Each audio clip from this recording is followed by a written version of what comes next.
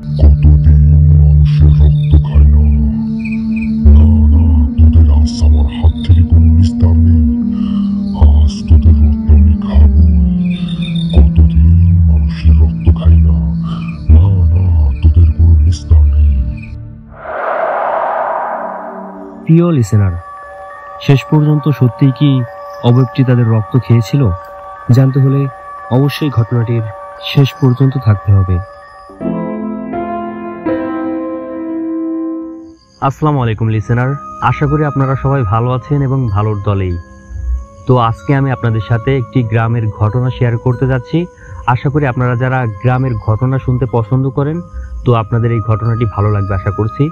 তো কথা না বাড়িয়ে ঘটনাটি আমাদের কাছে যেভাবে লিখিয়েছেন আমি সেভাবে আপনাদেরকে পড়ে শোনাচ্ছি। আশা করি ঘটনাটি ভালো লাগবে।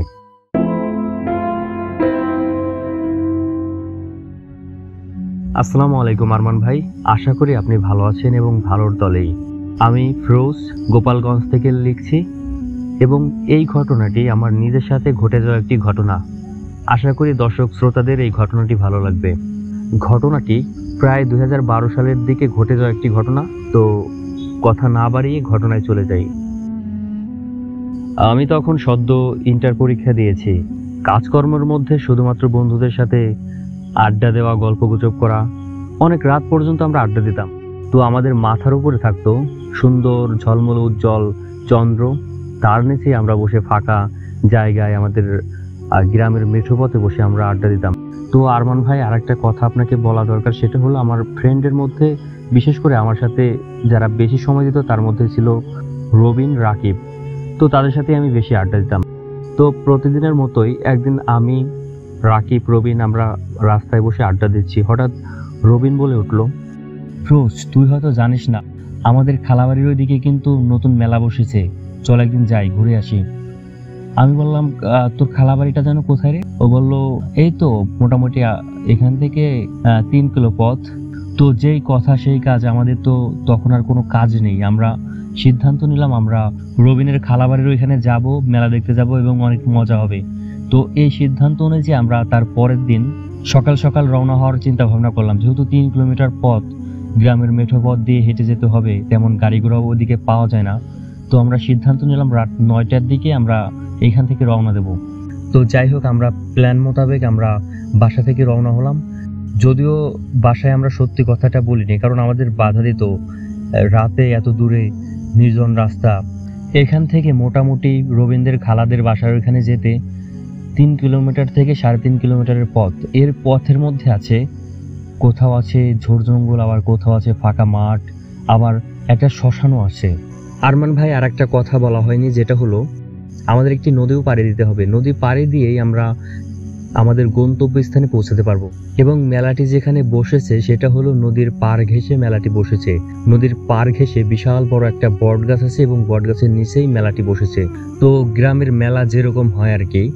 তো আমরা ভালোভাবেই হেঁটে পথ অতিক্রম করে নদীর পাড়ে এসে পৌঁছালাম। পাড়ে এসে দেখি 4-5 জন মাঝি নৌকা নিয়ে বসে আছে।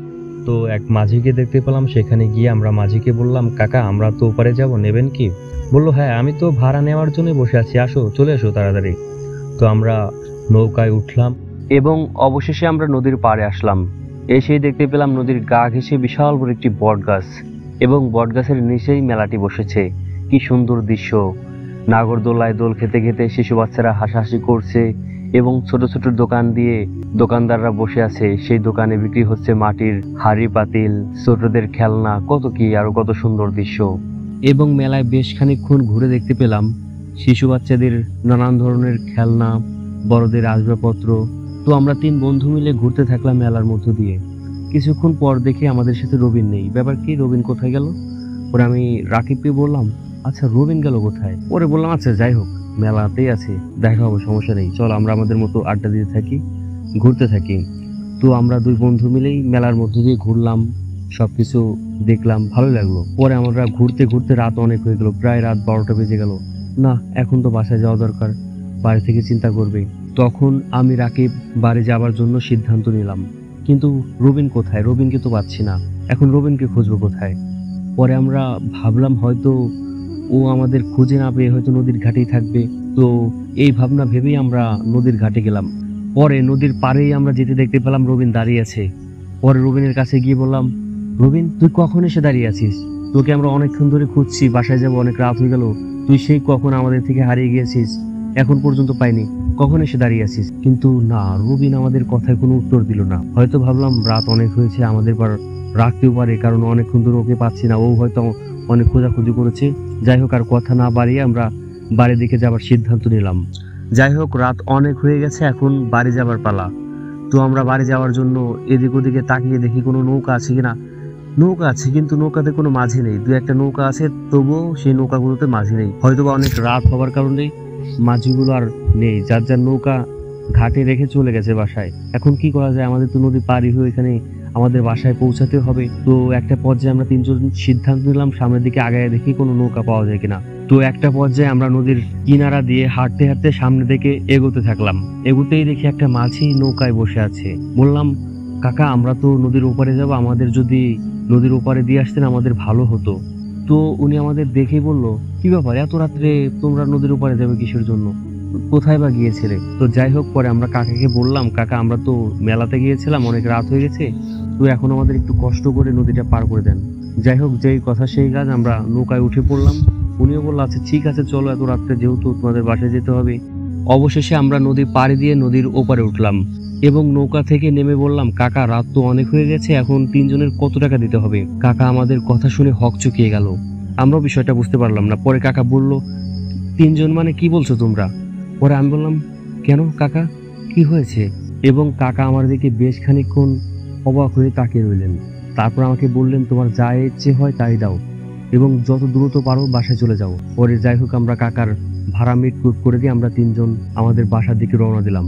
এবং আমি আর রাকিব মেলায় কি দেখলাম সেই বিষয়ে অনেক কথা বলছি এবং হাসাহাসি করছি। কিন্তু বিষয় হলো, রবিন একটা কথা বলছে না। কি ব্যাপার, রবিন কথা বলে না কেন? আমরা রবিনকে বললাম, কি হয়েছে তোর, তুই এভাবে চুপ হয়ে আছিস কেন? মেলাতে তোকে দেখলামই না, পরে নদীর ঘাটে এসে তোকে দেখলাম, তোর সাথে কথা বলার চেষ্টা করলাম, ওখানেও কিছু বললি না, এখনো কোনো কথা বলছিস না, কি হয়েছে? কিন্তু না, ওর কোনো উত্তর দিচ্ছে না।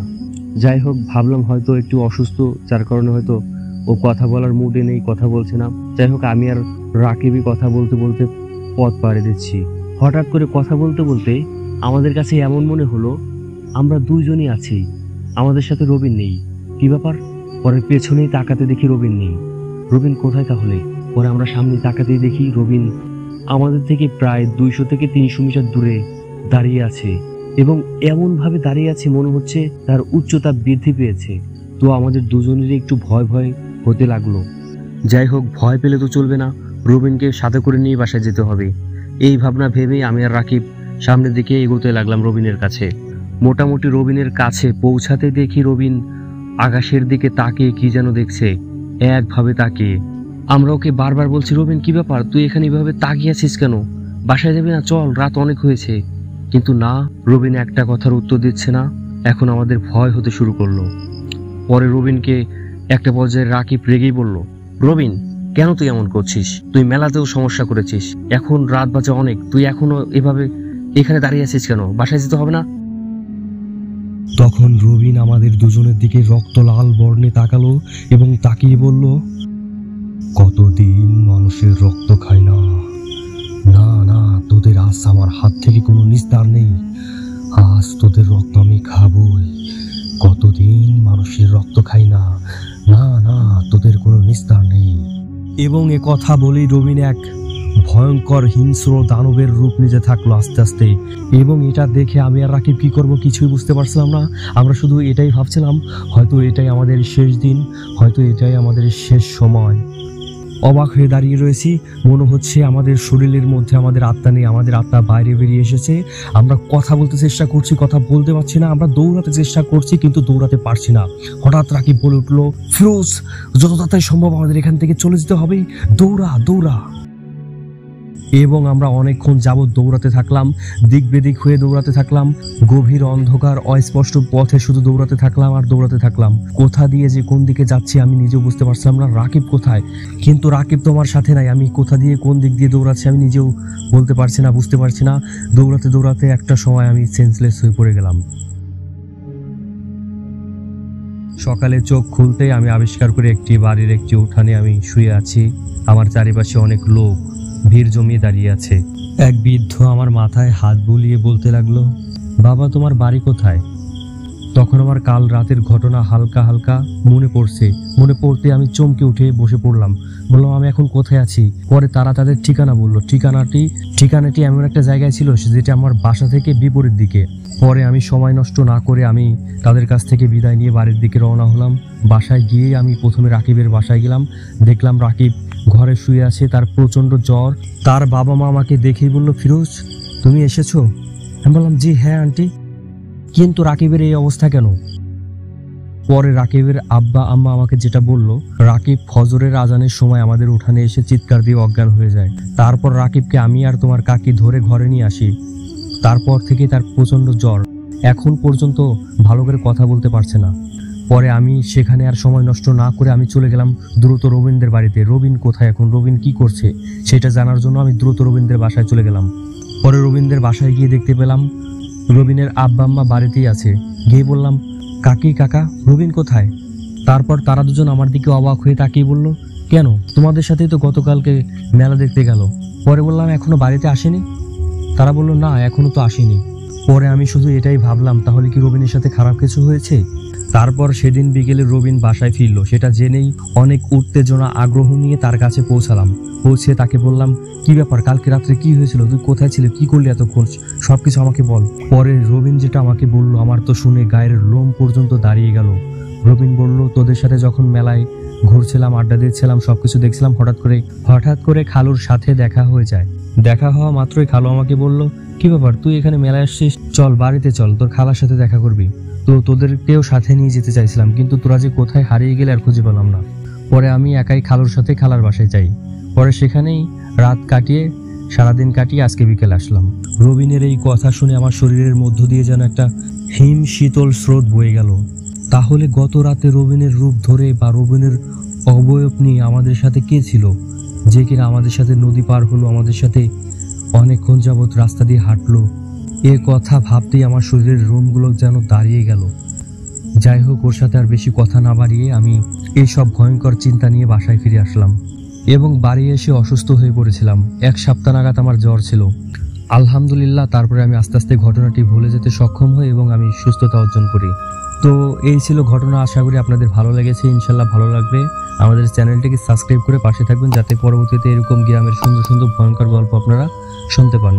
এবং আপনাদের জীবনের সাথে ঘটে যাওয়া ঘটনা আপনারা আমাদের ভিডিও ডিসক্রিপশনে দেওয়া হোয়াটসঅ্যাপ নাম্বার অথবা জিমেইলে আপনারা আপনাদের জীবনের সাথে ঘটে যাওয়া ঘটনাটি আপনারা লিখে পাঠাতে পারেন।